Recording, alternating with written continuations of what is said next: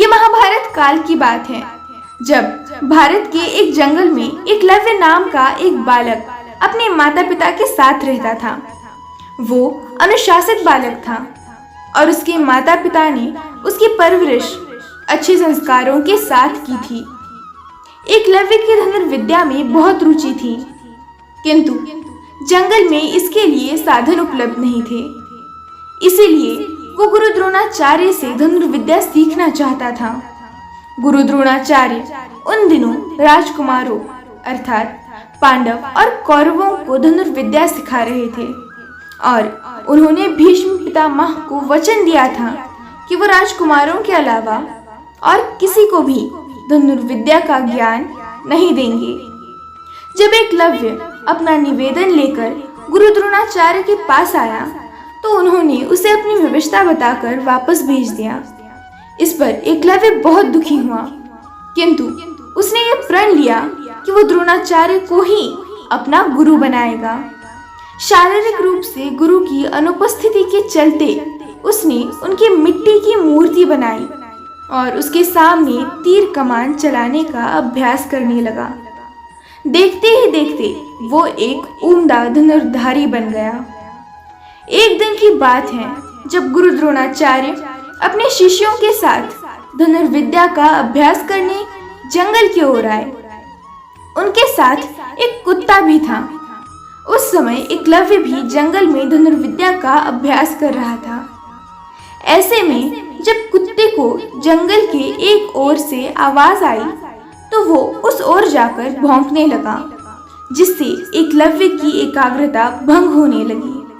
इस वजह से कुत्ते को चुप करवाने के लिए एकलव्य ने उसके मुंह में कुछ इस प्रकार बाण चलाए कि उसका भौंकना भी बंद हो गया और उसे कोई घाव भी नहीं आया। कुत्ता वापस द्रोणाचार्य के पास भाग गया। उस समय उस वन में कुछ दूरी पर गुरु द्रोण के साथ सभी राजकुमार भी अभ्यास कर रहे थे। तब सभी की नजर उस कुत्ते पर पड़ती है, जिसे देख गुरु द्रोण आश्चर्यचकित रह जाते हैं और उनके मन में ये जिज्ञासा उठती है कि ये कौन महान धनुर्धर है जिसने इतनी अच्छी तरह से कुत्ते का भौंकना बंद किया। द्रोण उससे मिलने की इच्छा प्रकट करते हैं और सभी के साथ वन में उस महान धनुर्धर की खोज में निकल पड़ते हैं। कुछ दूरी पर उन्हें एकलव्य दिखाई देता है, जिसे वे पहचान नहीं पाते और पूछते हैं, क्या तुम वो धनुर्धर हो जिसने इस कुत्ते का भौंकना बंद किया? एकलव्य उसे विनम्रता से प्रणाम करते हुए हाँ में शीश झुकाता है। गुरु द्रोण कहते हैं, हे शिष्य, मैं तुम्हारे गुरु से मिलने की इच्छा रखता हूँ, जिन्होंने तुम्हें इस काबिल बनाया है। तब एकलव्य शीश झुकाकर कहता है, मेरे महान आदरणीय गुरु का नाम गुरु द्रोण है। ये सुन द्रोण आश्चर्य से कहते हैं, ये किस प्रकार संभव है? द्रोण मेरा नाम है और मैं तुम्हारा गुरु नहीं हूँ। एकलव्य द्रोण को उनकी प्रतिमा दिखाता है और भूतकाल में हुई वो घटना याद दिलाता है। हे गुरुवर, मैं वही भील बालक हूँ जो आपके पास शिक्षा ग्रहण करने की इच्छा लिए गुरुकुल में आया था। तब आपने मुझे शूद्र कहकर मुझे ना कह दिया था, किंतु मेरी इच्छा प्रबल थी, इसलिए मैंने आपकी प्रतिमा के समक्ष दिन प्रतिदिन आपको गुरु मानकर अभ्यास किया और एक धनुर्धारी बन सका। ये देख गुरु द्रोण के मन में बहुत खुशी होती है, किंतु उनके अहम को आघात भी पहुंचता है, क्योंकि उन्होंने ये प्रण लिया था कि वो अर्जुन को श्रेष्ठ धनुर्धारी बनाएंगे और एकलव्य के होते ये संभव नहीं था। गुरु द्रोण अपने इस अपमान को सहन नहीं कर पाते।